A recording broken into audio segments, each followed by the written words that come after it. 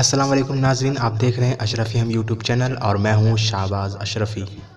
जब मुझे मालूम पड़ा कि मुझ पर भी काला जादू किया हुआ है और दुश्मन बार बार मुझ पर जादू करवा रहा है, तो मैंने सोचा यार एक तरफ मैं ठीक होता रहूँगा और दूसरी तरफ ये काला जादू करवा करवा के मेरी ज़िंदगी को बर्बाद करता चला जाएगा।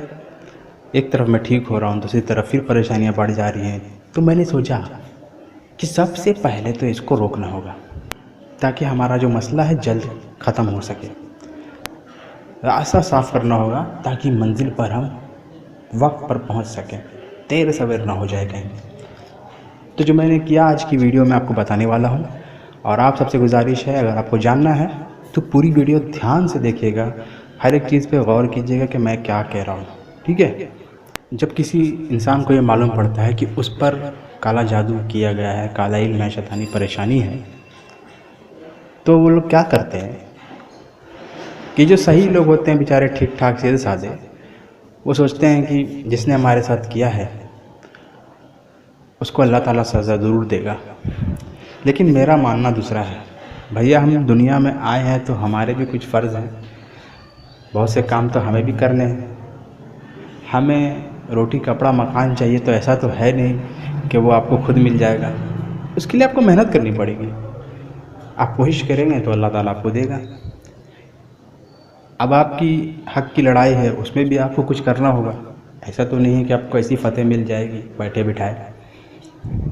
ये बात सच है कि जिसने बुरा किया है उसे तो सज़ा मिलेगी, चाहे इस दुनिया में मिले चाहे आखिरत में मिले, अल्लाह ताला उसे सज़ा ज़रूर देगा।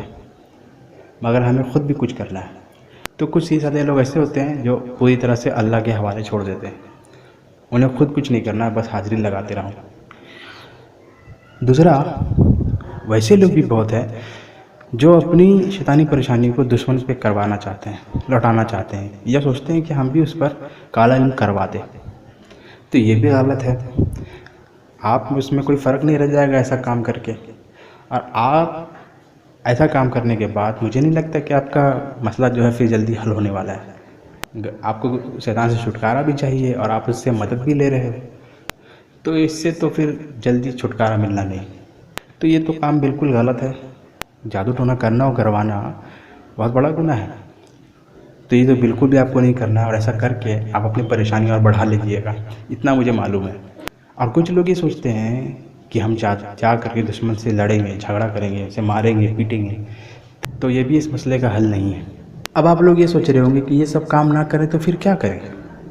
देखो दोस्तों, मैं तो बताने ही वाला हूँ कि जो मैंने किया किस तरह से किया। लेकिन एक बात और बता दूँ, ज़रूरी नहीं है कि जो मैंने किया वो आप करेंगे तो उसमें आपको कामयाबी मिल जाएगी। फिर भी मैं बताता हूँ कि मैंने क्या किया। मैंने बहुत सोचा इस बारे में कि ऐसा क्या करूँ कि जिससे दुश्मन खुद रुक जाए, ना करे कुछ। ये सारा ख्याल भी मेरे जहन में आया, लड़ाई झगड़ा ये सब, गुस्सा तो उस पर बहुत आता था, मगर ऐसा कुछ काम मैंने किया नहीं। बहुत सोचा तो मुझे लगा कि यार जिस तरह हम डर डर के जी रहे हैं ना, तकलीफ़ों में जी रहे हैं, डर डर के जी रहे हैं, उसी तरह उसको भी डर लगना चाहिए। वो डरेगा ना तभी रुकेगा, समझे। और कोई तरीका नहीं है, उसके अंदर डर बैठा जहाँ तब आपसे दूर रहेगा। और उसको डराना कैसे है? सिर्फ अल्फाजों से डराना है, सिर्फ बोलकर। किस तरह, मैं बताता हूँ आपको। सबसे पहले आपके दुश्मन को ये मालूम हो जाना चाहिए कि आपका किसी मज़ार से, दरगाह से इलाज चल रहा है। इससे होगा ये कि उसको ये समझ में आ जाएगा कि मज़ार पे कोई बात छुपती नहीं है, उसका नाम सामने आ गया होगा। वो समझ जाएगा कि अब जो है इसको पता चल गया होगा कि मैंने करवाया है। तो पहले तो उसको ये मालूम पड़ जाना चाहिए कि आप मज़ार पे इलाज करवा रहे हैं, ठीक है। तो पहला काम आपको ये करना है। दूसरा ये करना है कि जिस मज़ार पर आपका इलाज चल रहा है वहाँ जब भी आप दुआ करें ना, तो अपनी दुआओं में इस बात को ज़रूर रखें कि जो आपका दुश्मन है अल्लाह ताला उसे भी सज़ा दे, उसे भी नसीहत दे कि आइंदा वो मेरे साथ तो क्या किसी के साथ कोई गलत काम ना करे। तो अपनी दुआओं में इस बात को ज़रूर रखा करें, क्योंकि भैया जब हम कुछ करना चाहते हैं, कोई काम करना चाहते हैं, कोई चीज़ हमको हासिल करनी है या कोई चीज़ हमको चाहिए जो हम चाहते हैं कि अल्लाह ताला उसमें हमारी मदद करे, हमें अता करे, तो हमें दुआ तो करनी ही पड़ेगी। और जब ये करते हैं तो यकीन भी रखें कि आप अगर सही रास्ते पर हैं तो अल्लाह आपका साथ ज़रूर देगा। एक चीज़ यही बता दूँ कि बहुत से लोग मज़ार पे जाते हैं तो एक शक लिए हुए रहता है कि हम जा रहे हैं, पता नहीं कब ठीक होंगे, कैसे ठीक होंगे या नहीं होंगे। तो ये शक जो है ना, इसको पहले दूर करना होगा, ठीक है। दूसरा, बहुत से बंदे ऐसे भी हैं जो दुआ करते हैं अल्लाह ताला से, तो दुआ करने के बाद सोचते हैं पता नहीं अल्लाह ताला देगा या नहीं देगा। तो ये भी सही नहीं है। भाई आप दुआ मांग रहे हो उससे जिसने पूरी कायनात को बनाया, हर एक ज़र्रे को बनाया, उसकी मर्ज़ी के बिना एक पत्ता नहीं हिल सकता और उसके लिए कोई नामुमकिन बात कुछ है ही नहीं। आप उससे दुआ कर रहे हो तो फिर शक क्यों कर रहे हो? पूरा यकीन रखिए, आपने जायज़ दुआ की है तो पूरा यकीन रखें उस पर, शक ज़रा भी मत रखें। तो ये इसी तरह है कि आप जब भी दुआ करें अपने दुश्मन का उसमें ज़िक्र ज़रूर रखें, बात ज़रूर रखें कि उसे भी अल्लाह ताला को सज़ा दे, नसीहत दे, ताकि आइंदा वो इस तरह के काम ना करे। ये 2 काम हो गए। अब तीसरा काम, अगर आप अपने दुश्मन से मिलते जुलते हैं या वो आता जाता रहता है आपके यहाँ, तो आपको क्या करना है सुनिए। मैंने क्या किया, एक दिन मैं उसके इलाके में गया। हिम्मत देखिए मेरी, आप में से तो बहुत लोग इन पे शैतानी से होकर जल्दी जाने की हिम्मत नहीं कर पाएंगे कि मैं दुश्मन के यहाँ घर में चला जाऊँ, लेकिन मैं घर पे गया क्योंकि मुझे मालूम था कैसे जाना है और कैसे कैसे बचना है। हो सकता है वो कुछ गलत इरादा लेके बैठ जाए, देखे तो मैं उसके घर में गया।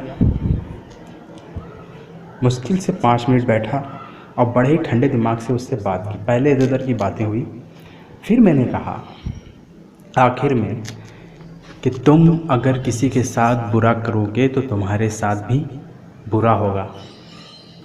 ये सुनकर मेरा दुश्मन बात को समझ गया, लेकिन उसको घुमाने की कोशिश कर रहा है। कह रहा है कि मुझे समझ में नहीं आया तुम क्या कह रहे हो। मैंने फिर से एक बार बुलाया कि तुम किसी के साथ बुरा करोगे तो तुम्हारे साथ भी बुरा होगा। अब वो ज़रा चुप था, फिर सोचा कि बात को घुमा देना ही बेहतर है, क्योंकि अगर वो मुझसे बहस करता, लड़ाई झगड़ा करता तो आसपास में बात खुल जाती। तो फिर से उसने बात को घुमाने की कोशिश की और कहा कि तुम क्या कह रहे हो, मेरी कुछ समझ में नहीं आ रहा है, छोड़ो ये सब, बताओ घर में सब ठीक है। मैंने कहा घर में सब ठीक है, अब मैं जा रहा हूँ, मैं जिस काम से आया था वो काम मेरा हो गया, अब मैं जा रहा हूँ। इतना बोल के आपको निकल लेना है। याद रखिए, वहाँ पर झगड़ा नहीं करना है, बहस नहीं करना है, एकदम ठंडे दिमाग से बात करना है, नॉर्मल होकर, गुस्सा भी नहीं होना है। अगर आपका दुश्मन अपनी इज़्ज़त की परवाह करता होगा तो वो आपसे उस वक्त लड़ाई झगड़ा नहीं करेगा, बहस नहीं करेगा, क्योंकि उसे डर होगा कि अगर मैं इससे झगड़ा करता हूँ तो ये बोलेगा, सारी बातें बताएगा तो लोगों को पता चलेगा। तो मेरा दुश्मन तो एकदम चुप रहा, कुछ नहीं बोला, खामोशी सुना और मैं चला आया। अब मान लिया जाए कोई अलग मिजाज का हो, वो आपसे झगड़ा करने पर उतारू हो जाए, तब भी आपको झगड़ा नहीं करना है, खामोशी से निकल जाना है, ये कहेगा कि मैं अपना काम हो गया, मैं जा रहा हूँ।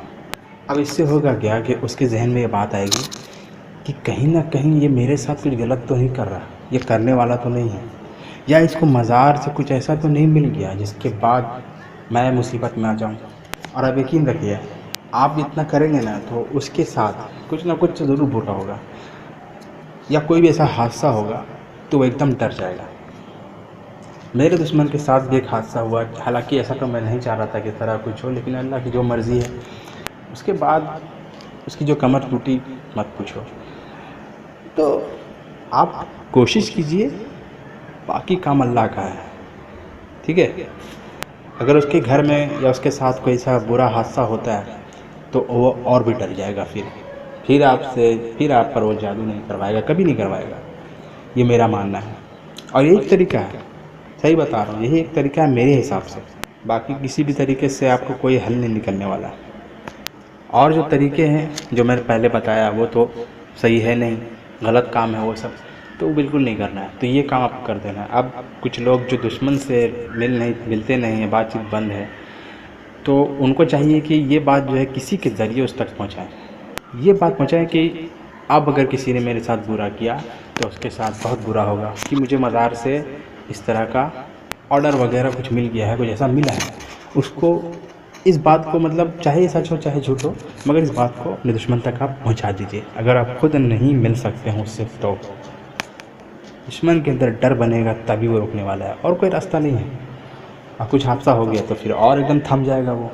अब दूसरा है कि वो घर में आ रहा है। मेरा भी दुश्मन इसके बावजूद भी कभी कभार घर में आ जाता था करीबी रिश्तेदार तो आता जाता था। अब अचानक से तो बंद नहीं कर सकता और घर वाले उसे रोकते नहीं थे, मगर घर वालों को उसके आने पर, उससे मिलने पर कोई खुशी नहीं मिलती थी। वो चाहते थे कि दूर रहे, लेकिन बोलते नहीं थे। जब घर मेरा है तो हम फैसला करेंगे ना कि हमारे घर में कौन आएगा कौन नहीं आएगा। आपके घर में सांप घुस रहा है, अपनी मर्ज़ी से तो उसको तो मार ही दोगे। देखिए कोई इंसान घुस रहा था, आप उसको बोल सकते हो कि भाई तुम हमारे घर मत आना। और वही चीज़ मैंने की। जब वो आया आखिरी बार मेरे घर पे, उस वक्त भी मैंने ठंडे दिमाग से यही कहा कि आज आए हो दोबारा मत आना। तो उसने पूछा कि क्यों, ऐसा क्यों बोल रहे हो? तो मैंने कहा कि तुम्हारे भलाई के लिए कह रहा हूँ कि आज आ गए हो, दोबारा इस घर में मत आना, और हो सके तो घर वालों से भी दूर रहना। बस, कोई लड़ाई झगड़ा नहीं है। अगर उस वक्त भी वो बहस करता है तो आप उसे चुपचाप से घर से बाहर कर दीजिए, एकदम बाहर कर दीजिए। परेशानी हमारी है, मुसीबत हमारी है, बुरा हमारे साथ वो कर रहा है, तो हम उसे घर में क्यों आने देंगे? क्या इतना भी आप नहीं कर सकते हैं? क्या एकदम आपने सोच लिया कि सब कुछ जो है अल्लाह के हवाले छोड़ देना है? हमें खुद भी तो कुछ करना होगा, हमें अपना काम तो करना ही होगा, बाकी अल्लाह की मर्ज़ी है। तो ये सारे काम करें और एकदम इसी तरह से करें, ठंडे दिमाग से, कुछ गलत ना करें। दुश्मन डरेगा तो ही रुकेगा, तो ही आपका काम बनेगा और आपका रास्ता आगे क्लियर रहेगा। तो यही था जो मैंने किया था और एकदम फिट बैठा, ये जाकर एकदम फिट बैठा, असर कर गया काम। मैं किसी को ये नहीं कहता कि लड़ाई झगड़ा कर लो, ये कर लो, वो कर लो। एक भाई साहब बोल रहे थे ऐसे लोग का इनकाउंटर कर देना चाहिए। उससे क्या होगा? इनकाउंटर करेंगे, ये करेंगे, मारेंगे, इससे क्या होगा भाई? आप अपनी मुसीबत क्यों बढ़ा रहे हो? किसी के साथ लड़ाई झगड़ा करोगे तो क्या मतलब उसका आपका कोई सज़ा नहीं मिलेगी क्या? ये सब करना बेकार है। कुछ ऐसा कीजिए बीच का रास्ता, सही रास्ता, ना कोई हथियार, ना कोई बुराई, किसी तरह के आप पर कोई आँच ना आए और काम भी हो जाए, सांप भी मर जाए, लाठी भी ना टूटे। आज की वीडियो को शेयर ज़रूर करना दोस्तों, बहुत गुजारिश है आपकी। अगर आपकी मर्ज़ी शेयर करेंगे तो अच्छा है। अगर वीडियो अच्छी लगी, मेरी बात सही लगी हो तो लाइक कर दीजिए, शेयर कर दीजिए, और कुछ कहना हो तो कमेंट कर दीजिए। आप देख रहे हैं अशरफी यूट्यूब चैनल, मैं हूँ शहबाज अशरफी।